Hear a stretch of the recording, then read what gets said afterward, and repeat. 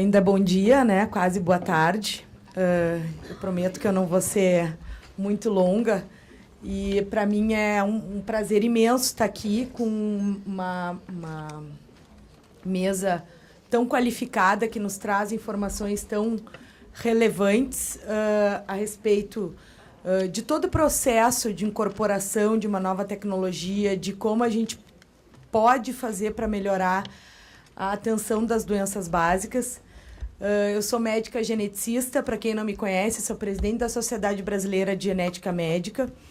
E antes mesmo de ser presidente, eu já tinha um envolvimento grande com a questão da incorporação das tecnologias. Eu participei como especialista deste grupo que fez as escolhas iniciais, né, das doenças que seriam eleitas, né? Eu acho que desde que a gente começou a sentar e trabalhar junto, às vezes me parece um pouco que a gente dá uma corrida e para, dá uma corridinha e para.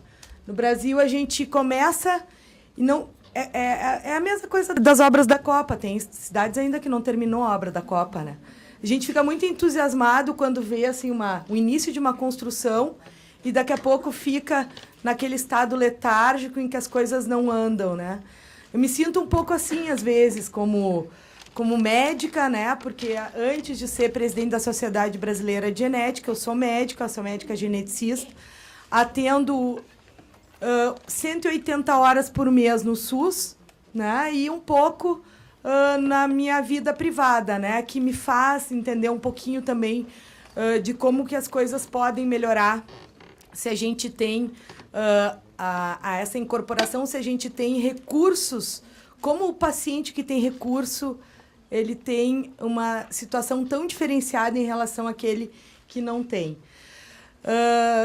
Como médica também e como brasileira, eu entendo perfeitamente que a gente não pode sair caneteando nenhum tipo de tratamento e que a gente também não pode simplesmente deixar para o sistema público todo o custo do tratamento dos pacientes com doença rara. Isso já não acontece em países desenvolvidos, em que já rodaram um pouco essa questão, um pouco mais que nós. Entendem que a gente tem que trabalhar também para desenvolver a pesquisa no Brasil, para que a gente não importe tratamentos, né? Eu acho que a gente tem que pensar um pouco nisso também. Nós temos uma evasão de pesquisadores para o exterior, por uma diminuição de aporte, de pesquisa.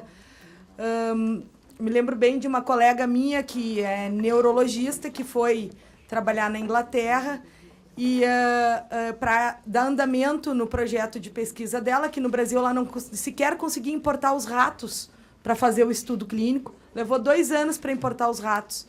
Como é que um pesquisador vai ter ânimo de desenvolver uma pesquisa no Brasil para um medicamento, para uma droga órfã, para uma droga rara, para uma doença rara, se muitas vezes ele leva 2, 3 anos para conseguir o material básico dele, que é o objeto da pesquisa. Então, eu acho que a gente tem que pensar nisso muito. Eu entendo assim, a questão da pressão social, da pressão da família, eu acho extremamente importante, porque os meus pacientes me dizem isso: doutora, a senhora tem 400 pacientes para cuidar, mas eu só tenho a minha filha. E eu preciso dar tudo que eu tenho para ela, né? E eu, Carolina, preciso dar para os 400. Não posso diferenciar o tratamento de um para outro. Mas, e para a doença rara é assim, a gente não tem outra saída, né? Então, eu acho que a gente tem que dar uma olhada para nós, para o Brasil, para o país que está enfrentando uma série de situações políticas, econômicas, sociais devastadoras. A população brasileira passa por um momento de muito desânimo, no meu ponto de vista, e a gente tem que tentar virar isso trabalhando honestamente e também podendo desenvolver pesquisas dentro do Brasil que tenham custo acessível, que eu tenho certeza que a gente consegue, muitas vezes, para a gente não ficar só dependente de importação de tecnologia. Trabalhar junto à indústria farmacêutica para que a gente possa reduzir esses custos para poder incorporar no SUS e isso para que todos os pacientes tenham um tratamento no mínimo decente, com uma equiparado com pessoas que têm e não têm recursos, né?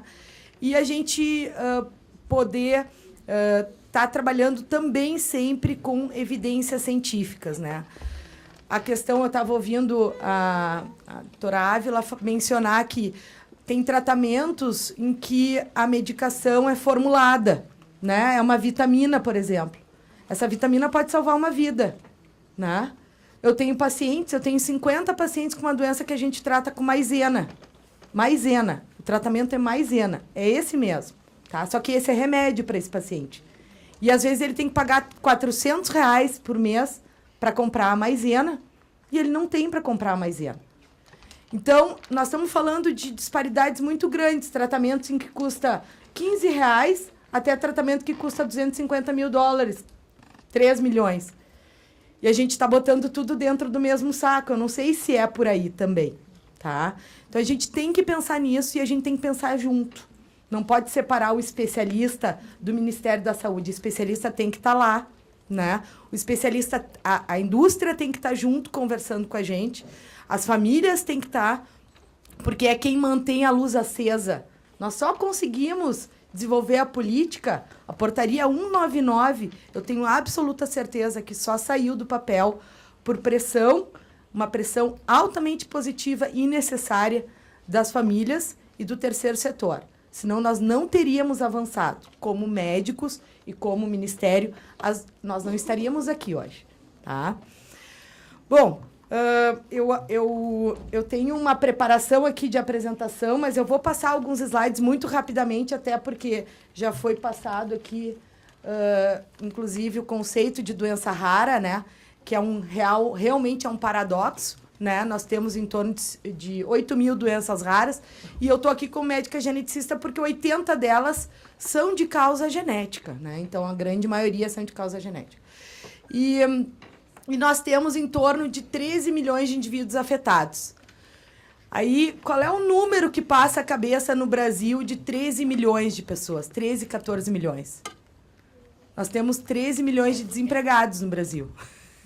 Nós temos 13 milhões de indivíduos com doenças raras. A gente fala todo dia na televisão que tem 13 milhões de desempregados. Por que a gente não fala todo dia que tem 13 milhões de pacientes com doenças raras? É o mesmo número, tá? Então, se a gente pensa por este lado, é óbvio que a gente não quer mais ter 13 milhões, está até aumentando o número de desempregados. A gente também não quer aumentar o número de indivíduos com doenças raras, muito antes, pelo contrário.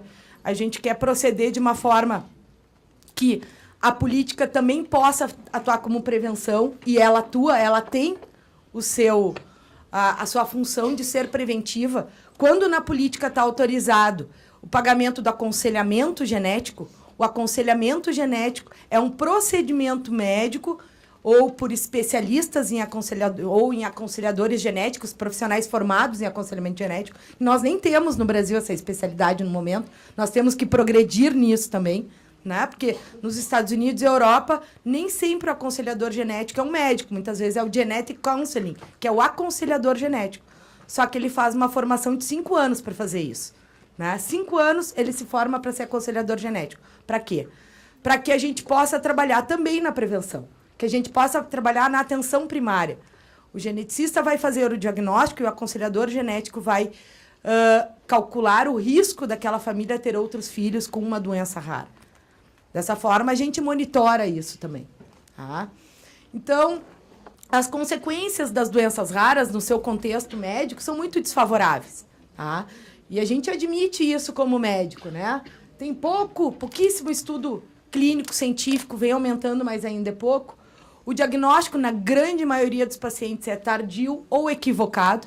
Tem pacientes que são tratados para artrite reumatoide durante 15 anos e tem o diagnóstico de mucopolissacaridose. E quem é que faz o diagnóstico? O oftalmologista, quando faz uma avaliação e mede a pressão ocular e tem glaucoma. Glaucoma não acontece na artrite reumatoide. Então, o paciente leva 15 anos para fazer o seu diagnóstico, muitas vezes mais. Tem uma paciente com doença de Pompe que levou 57 anos para fazer o diagnóstico.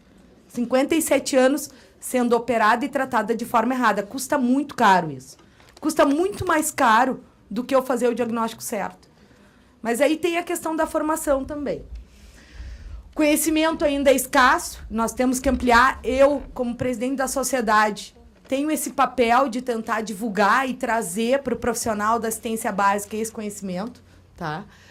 Socialmente, né, a cobertura inadequada do sistema público, também do sistema privado, porque eu acho que o sistema privado deveria se apropriar, de certa forma, também do tratamento da doença rara.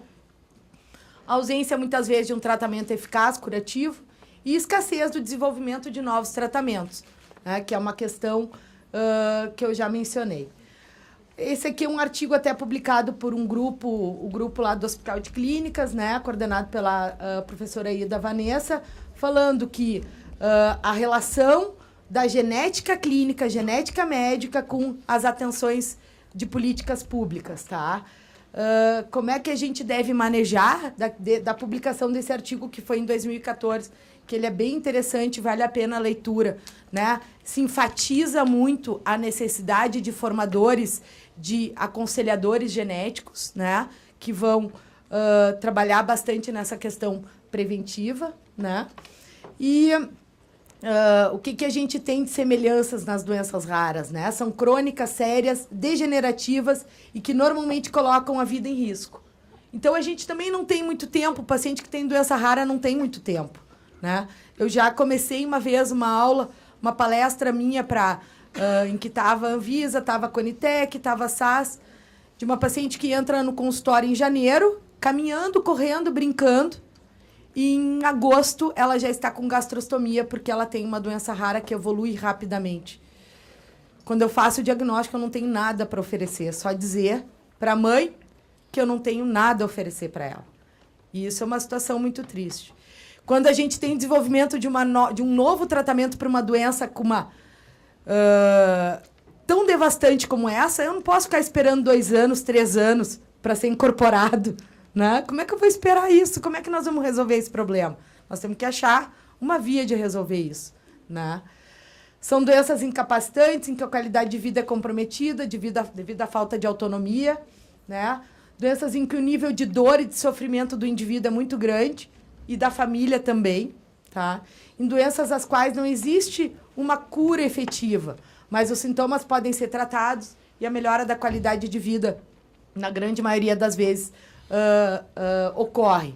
Né? Muitas vezes sem um tratamento específico, mas às vezes não temos um remédio específico, mas só o cuidado do paciente, a atenção especial por um especialista em doença rara, a gente já vai mudar a qualidade de vida. Tá? E as diferenças, a gente já apontou aqui, né, que 80% são de causas genéticas e 20% de causas infecciosas ou imunológicas. E eu deixo claro também que os sintomas podem aparecer em qualquer fase da vida. A gente pensa a doença rara é doença de criança, não é, né? Doença da urina de xarope do bordo, por exemplo. Uma doença em que um bebê nasce bem e com 7 dias de vida ele começa a vomitar e entra em coma. O que ele precisa para o tratamento dele? Uma dieta especial. O leite que ele precisa para salvar a vida dele não é incorporado, porque é de alto custo. Quanto custa um paciente ficar na UTI 5 meses? Quanto custa? Entendeu? Então, acho que a gente tem que pensar por esse lado também. E o tratamento é comida, gente. Não pode deixar de tratar uma criança que o tratamento é comida. É impossível isso. Né? Então, se transfere um paciente do norte do Brasil para Porto Alegre num avião especial, porque no norte não tem a fórmula especial, e no meu hospital, que é o Hospital de Clínicas, tem. Quanto custa isso para o SUS? Quanto custa? Né? É só fazer um treinamento de uma nutricionista e a fórmula metabólica está naquele hospital. Nós fizemos um estudo com pacientes da doença da urina de xarope do bordo, e nós temos uma estatística de um levantamento de 120 pacientes do Brasil que 98% têm retardo mental. Por que eles têm retardo mental? Não é por causa da doença rara deles. A doença rara deles não causa retardo mental. Eles têm 98% retardo mental porque não foram tratados adequadamente. Quem é que vai pagar esse tratamento do retardo mental a longo prazo. Não precisava. É uma criança que poderia se desenvolver, ir na escola regular, estudar e ser um cidadão contribuinte. Mas ele não pode. Ele vai ser um cidadão dependente, porque a gente não tem a fórmula para fornecer para ele, nos primeiros 7 dias de vida, para salvar a vida dele e fazer com que o cérebro dele não fique doente. Custa muito mais caro não fazer assim. Mas são escolhas. A gente tem que mudar, tá? Os sintomas podem ser na infância, aparecer não no período neonatal, mas um pouco mais adiante, né? A gente tem aqui algum grupo de doenças em que a manifestação clínica pode acontecer a partir dos 2 anos, 3 anos de idade, tá? As doenças podem ser na juventude, né? Ser detectada em pacientes com formas mais leves de doença, nesse caso, uma mucopolissacaridose de apresentação na vida juvenil, ou a doença pode ser na vida adulta, que eu tenho 2 irmãos com doença rara, doença de CRA-B, que dá uma alteração na substância branca do cérebro, que se fosse só um deles, teria diagnóstico de Alzheimer. Como são 2, o médico pensa, deve ser genético, né? Se fosse só um, morria sem diagnóstico, não entrava na estatística de doença rara, mas são 2. Então, se pensou em genética, é genético. Tem tratamento? Tem transplante de medula. Tá? Ou na vida adulta também, outras doenças neuromusculares, que são raras, algumas com tratamento específico, outras com tratamentos que melhoram a qualidade de vida, a fisioterapia, né? Então, as doenças raras se caracterizam pela ampla diversidade de sintomas, distúrbios que apresentam e variam só, não de doença para doença, como de paciente para paciente. Eu tenho um paciente com uma doença rara que pode ser necessário um tipo de tratamento e outro que não, né? Por isso que é importante ser bem avaliado. Os problemas comuns que eu já mencionei, a falha do diagnóstico, a falta de informação acerca da doença. Felizmente, a gente vive um momento importante em que a gente cria vários canais no Brasil para atender, diminuir a angústia daquele paciente que recebe um diagnóstico, né? Mas ainda essa angústia, ela diminui no momento que tu recebe o diagnóstico e ela começa porque muitas vezes tu não tem um tratamento específico ou o tratamento específico não é disponível. Eu tive na semana retrasada uma das minhas mães com doença da urina de xarope do bordo, o filho dela tem 20 anos de idade. Ele tem uma sequela grave, mas ele tem o cognitivo preservado. E ele disse para mim, ele com 20 anos, doutora, eu quero ser transplantado do fígado. Não há indicação de transplantar um paciente de 20 anos com essa doença mais. Não há mais. Mas por que tu quer ser transplantado? O teu controle metabólico tá bom, tu tá bem nutrido. Se tu transplantar, tu tem um risco de morrer do transplante. Por enquanto, tu não tem um risco de morrer, porque a tua doença tá estável. Eu não aguento mais ver minha mãe indo na justiça para conseguir o leite que eu preciso tomar. Eu estou sacrificando a vida dela. Eu prefiro fazer o transplante com risco de morrer do que continuar vendo a minha mãe indo no juiz, implorando de joelhos que eu preciso tomar uma fórmula metabólica. Sinceramente, como médica, é muito difícil ouvir isso. É muito difícil. E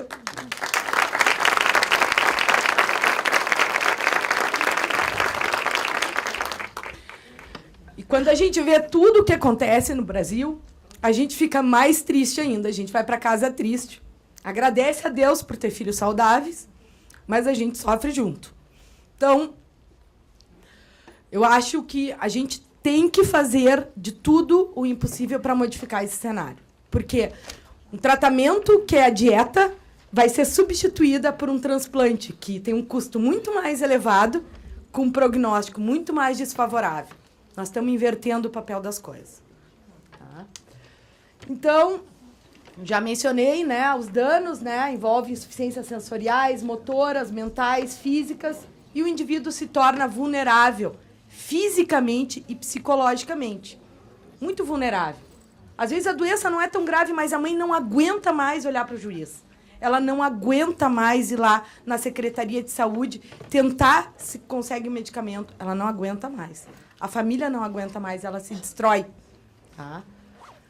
Então, conhecimento, falta conhecimento e sensibilização do público. Tá? Não vou me detalhar mais muito, né? Mas que eu falei. Normalmente são as associações e grupos de profissionais que fazem a conscientização do público. Que eu agradeço a vocês que estão aqui hoje, porque senão eu também não estaria. Ninguém da mesa estaria também. Então, o sistema público, né, a gente sabe que está batalhando para que a gente possa atender melhor, né? E eu vou passar rapidinho essa parte, né? A gente tem o número de drogas disponíveis para o tratamento de doença rara cada vez maior. Se a gente for num site chamado PubMed, que é o número de publicações de novas medicações para doenças raras, a gente vai ter mensalmente 1 ou 2 tratamentos já aprovados para tratar uma doença rara. Isso é ótimo, é ótimo. Mas como é que a gente vai fazer para chegar neles? Tá? Até pouco tempo a gente também não tinha tecnologia para o diagnóstico. Hoje a tecnologia, em 5 anos, a genética em termos tecnológicos de diagnóstico avançou muito. Tanto no tratamento quanto no diagnóstico. Mais rapidamente no diagnóstico do que no tratamento. Tá? Então, se a gente for olhar uma série de artigos de revisão sobre o estado da arte em relação ao tratamento das doenças genéticas raras, não metabólicas, a gente vai ver. Nós estamos já atrasados, porque nós estamos falando de remédios. Já vem a terapia gênica, a terapia cromossômica, a terapia celular e várias metodologias que vão ser legais, porque elas não vão tratar uma doença. É uma metodologia que pode ser aplicada para tratar várias doenças. Então, é o mesmo método de tratamento genético em que eu posso tratar várias doenças diferentes. Isso é uma coisa muito legal, porque eu vou ter um medicamento genérico, quem sabe, daqui a 10 anos, em que eu vou poder tratar várias doenças com ele. Né? Então, o cuidado do paciente passa a incluir o tratamento específico. Até pouco tempo, eu dizia, vamos tratar a epilepsia, vamos fazer a fisioterapia, vamos colocar na escola especial, mas hoje eu já tenho doenças em que eu dou o remédio. Tá? É uma nova era da genética médica e eu, como geneticista, estou muito feliz. Tá? Então, só trouxe alguns artigos básicos, né? Tratamento de desenvolvimento, tratamento para condições associadas a retardo mental, tá? De 2016 para o futuro. Mostra todos os tratamentos disponíveis para tratar retardo mental. Né? Então, não estou falando de coisas complexas, de malformações, de doenças, mas são doenças que causam retardo mental se a gente não trata. Certo? Então, avanços no diagnóstico e tratamento e o planejamento a médio e longo prazo para absorver esses avanços em relação ao estabelecimento de políticas públicas, com o estudo custo-benefício ainda está caminhando devagarzinho. Tá? E claro que é um desafio, nós temos que botar tudo e pesar. Né? Novas terapias e o acesso às novas terapias. Nós não podemos incorporar tudo, nós vamos ter que sentar e conversar e ver como é que nós vamos fazer isso. Né? Então,